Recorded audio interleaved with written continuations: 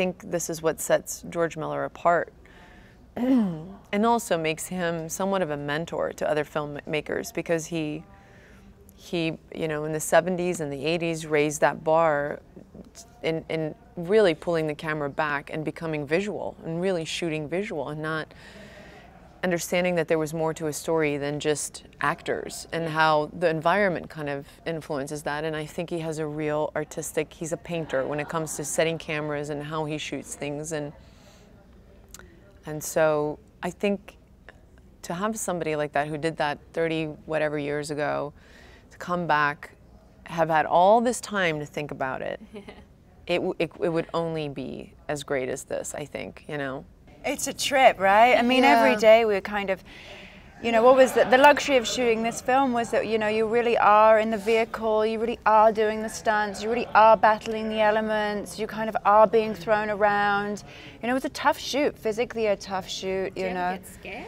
I don't think there was a moment where I was ever scared, you know, because everything, you're so taken care of by the stunt team, and it's by a world-class George, stunt you know, team, it's like everything's so explained. I mean, before we even started filming, we had, you know, a 2-hour conference where George spoke about safety with, you know, on this film, and that is something I think is like just paramount in any movie, is the safety comes first. And so I was never scared. I mean, it's just a thrill and it's really exciting. I love doing my stunts, and had a great stunt double, Olivia Jackson, who was kind of just so cool to work with, and we spoke about every scene. But you know, honestly, I kind of wanted to do the most that I could. So she was on second unit a lot of time, and I just grasped the opportunity to do any stunts. It was fun, yeah. You done this before? Many times. Now that I drive a war rig, this is the best shot I'll ever have. And them? They're looking for hope.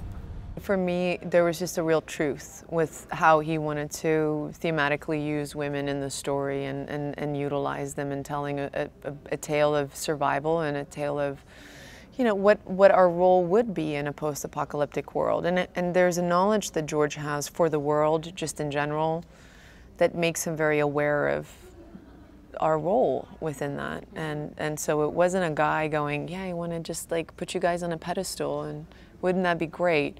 There was this real kind of earthy connection to, well, this is what women would be used for, and the future of any world and its survival would only be from procreation. And if everybody was sick and you only had these few, so all of it really informed the story, and that there was something really brave for me watching a guy like George be brave enough to tell the story of a woman who was kind of broken by social and society standards and was discarded for that, because I think that's quintessentially the story of women through the ages, and will be.